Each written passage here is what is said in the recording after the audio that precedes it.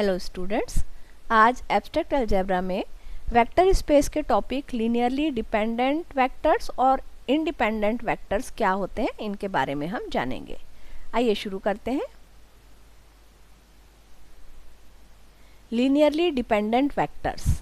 Late v of f be a vector space. Let s equal to alpha 1, alpha 2 and so on alpha n be a finite set of vectors of v of f. The set S is called linearly dependent if there exist scalars a1, a2 and so on an belongs to f. Not all of them 0 but some of them may be 0 such that a1 alpha 1 plus a2 alpha 2 plus and so on plus an alpha n must be equal to 0.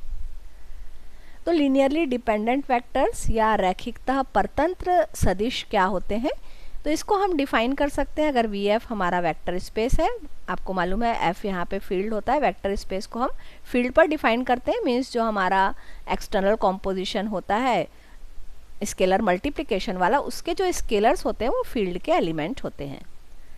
तो अगर V F कोई vector space है तब S अगर एक finite set है we के vectors का, जो कि जिसमें कि एलिमेंट्स हैं alpha 1, alpha 2 and so on alpha n, तब ये सेट लीनियरली डिपेंडेंट या रैखिकता परतंत्र होगा यदि f के स्केलर्स a1, a2, an इस प्रकार हों कि जिनमें से सभी ज़ीरो नहीं हैं, कुछ ज़ीरो हो सकते हैं, लेकिन हमको ये कॉम्बिनेशन कैसा मिलना चाहिए, ज़ीरो मिलना चाहिए। Means a1 alpha 1 plus a2 alpha 2 plus and so on an alpha n must be equal to 0। तो इस कॉम्बिनेशन में आपने देखा कि कुछ स्केलर्स ज़ीरो हो सकते हैं लेकिन सभी स्केलर ज़ीरो ना हो, लेकिन जब हम उनको कॉम्बिनेशन के फॉर्म में लिख रहे हैं a1 alpha 1 plus a2 alpha 2 plus and so on an alpha n, तो वो वैल्यू हमको 0 मिलनी चाहिए।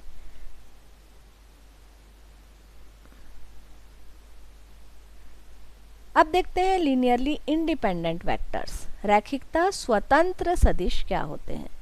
Consider a vector space V of f. Let s equal to alpha 1, alpha 2 and so on alpha n be finite set of vectors of Vf. Then the set S is called linearly independent if every relation of form a1 alpha 1 plus a2 alpha 2 plus and so on l alpha n equal to 0 must implies a1 equal to 0, a2 equal to 0, an equal to 0. तो अब जब हम linearly independent या रैखिकता स्वतंत्र सदिशों की बात करते हैं तो यहाँ पर भी हम वेक्टर स्पेस ले रहे हैं, एस हम vectors finite set of vectors ले रहे हैं, वी का कोई सबसेट है, तो एस को हम लीनियरली इंडिपेंडेंट या रैखिकता स्वतंत्र बोलेंगे यदि हम इस प्रकार का रिलेशन लिख रहे हैं तो इसमें सभी स्केलर्स हमको 0 मिलने चाहिए। अभी हमने ऊपर देखा स्केलर कहाँ आपके रहते बिलोंग करते हैं, वो फील्ड के एलिमेंट्स हैं। तो ऊपर हमने देखा था डिपेंडेंट में कि सभी स्केलर 0 नहीं है लेकिन कॉम्बिनेशन 0 है, लेकिन इंडिपेंडेंट में क्या हुआ, लीनियरली इंडिपेंडेंट होंगे। अगर ये रिलेशन हमको दिया है तो ये मस्ट इम्प्लाई करना चाहिए कि इसमें सारे स्केलर्स 0 हैं। अब जब हम इनके प्रॉब्लम सॉल्व करते हैं, ये तो आपने डेफिनेशन देखी, अब लीनियरली डिपेंडेंट और इंडिपेंडेंट वेक्टर्स के जब हम प्रॉब्लम सॉल्व करेंगे तो उसमें हमको प्रॉब्लम्स दिए होंगे 3 डायमेंशन में हो सकते हैं, आपके 4 डायमेंशन में हो सकते हैं, वेक्टर स्पेस के एलिमेंट वैसा दिया रह सकता है आपको, और जो एलिमेंट है वो रियल एलिमेंट भी हो सकते हैं, कॉम्प्लेक्स भी हो सकते हैं। तो सॉल्व करते समय प्रॉब्लम हमको कैसे चेक करना है कि जो हमको सेट दिया गया है वेक्टर्स का वो लीनियरली इंडिपेंडेंट है या डिपेंडेंट है। तो आइए क्वेश्चन देखते हैं। इन V3R हमको जो यहाँ पे वेक्टर स्पेस दिया हुआ है 3 डायमेंशन में है, आप एक्सिस पे बहुत आसानी से वेक्टर्स को ड्रॉ कर सकते हैं। Where R is the field of real numbers, examine each of the following set of vectors for linear dependence. तो हमको चेक करना है लीनियर डिपेंडेंट है या इंडिपेंडेंट। 2 क्वेश्चन हम देखेंगे दोनों टाइप के। फर्स्ट जो हमको क्वेश्चन दिया है उसमें जो हमारे एलिमेंट्स हैं या वेक्टर्स हैं वो हैं आपको ट्रिपलेट के फॉर्म में दिया हुआ है। आप देख रहे हैं V3R है 3 डायमेंशन वेक्टर स्पेस में, तो एलिमेंट है हमारे 1 3 2, सेकंड में आपका है 1 -7 -8 और 2 1 -2। तो इसको सॉल्व करने का तरीका हम आपको बताते हैं। सबसे पहले तो हमको जो वेक्टर्स दिए हुए हैं उसको हम नाम दे देते हैं अल्फा 1, अल्फा 2, अल्फा 3, और 3 स्केलर हमको लेने होंगे a1 a2 a3। उनका कॉम्बिनेशन को इक्वल टू 0 हमको लिखना होगा और फिर हम उसको सॉल्व करके बताएंगे कि हमको सॉल्यूशन नॉन ज़ीरो मिल रहा है कि हमको सॉल्यूशन 0 मिल रहा है। मीन्स हमको स्केलर्स की वैल्यू अगर 0 मिल जाती है सॉल्व करने से सभी स्केलर, तो वो हो जाएगा लीनियरली इंडिपेंडेंट। लेकिन अगर स्केलर्स की वैल्यू हमको सभी स्केलर 0 नहीं मिलते हैं, कोई एक नॉन ज़ीरो सॉल्यूशन मिलता है किसी स्केलर का, तो वो हो जाएगा लीनियरली डिपेंडेंट। तो चलिए पहला वाला जो हमारा पार्ट है इसमें इसको हम ले लेते हैं अल्फ़ा 1, इसको ले लेते हैं हम अल्फ़ा 2, इसको ले लेते हैं अल्फ़ा 3 और हम 3 स्केलर लेंगे। ये स्केलर कहाँ बिलोंग करेंगे आपके, क्योंकि हमको रियल नंबर पे डिफाइन किया हुआ है वेक्टर स्पेस, तो ये रियल नंबर्स होंगे। तो हमने कॉम्बिनेशन बनाया a1 alpha 1 plus a2 alpha 2 plus a3 alpha 3 equal to vector 0। a1 हमने वैल्यू लिखी अल्फ़ा 1 की, प्लस a2 वैल्यू लिखी अल्फ़ा 2 की, प्लस a3 अल्फ़ा 3 की वैल्यू लिखी, और क्योंकि ट्रिपलेट के फॉर्म में है तो 0 वेक्टर को भी हमने लिखा 0 0 0। अब ये इम्प्लाई करेगा, हम इसको सॉल्व करेंगे, बहुत इजीली आप सॉल्व कर सकते हैं। हो जाएगा a1 3a1 2a1 plus a2 minus 7a2 minus 8a2 plus 2a3 a3 minus a3 equal to 0 0 0।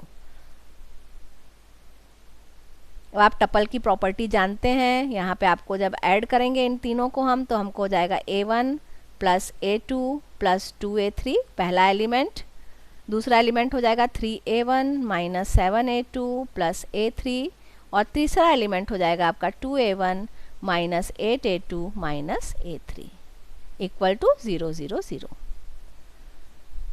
अब क्योंकि ये आपको जो ट्रिपलेट मिला है इसकी वैल्यू इक्वल टू 0 0 0 है, तो पहली वाली वैल्यू आपकी हो जाएगी equal to 0, means a1 plus a2 plus 2a3 equal to 0।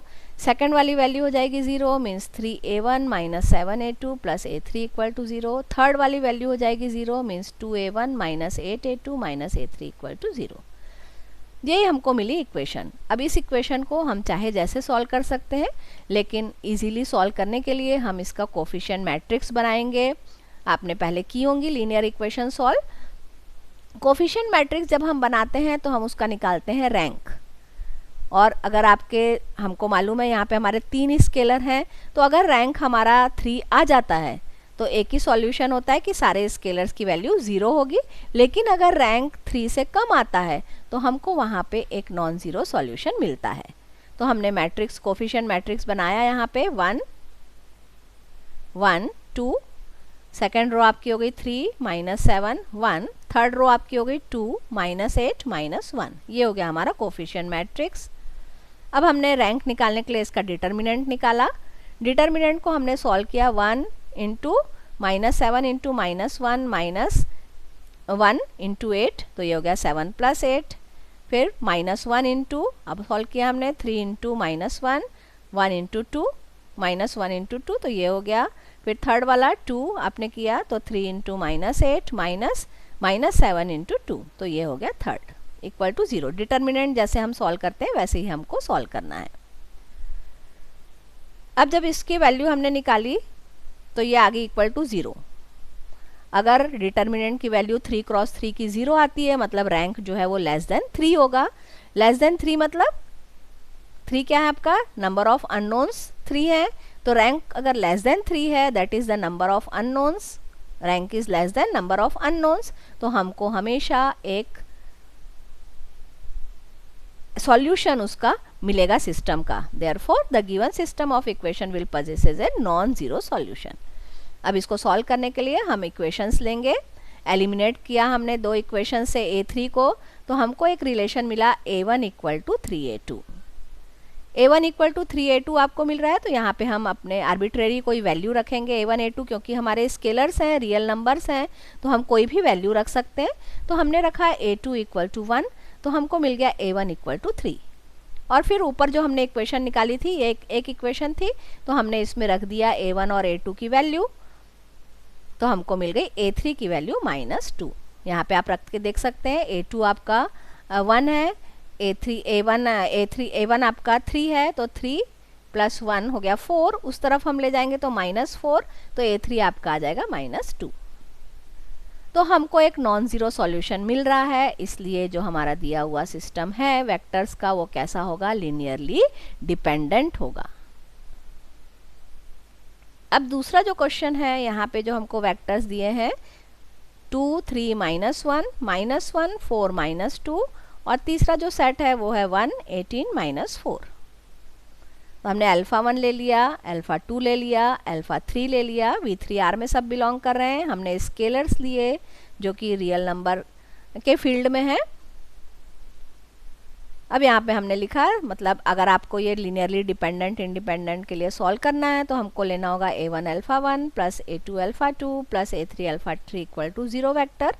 इसको हमने वैल्यू रखी A1 2 3 -1 plus A2 -1 4 -2 plus A3 1 18 -4 equal to 0। ये वेक्टर 0 है, इसी को फिर हम 0 0 0 लिख देंगे।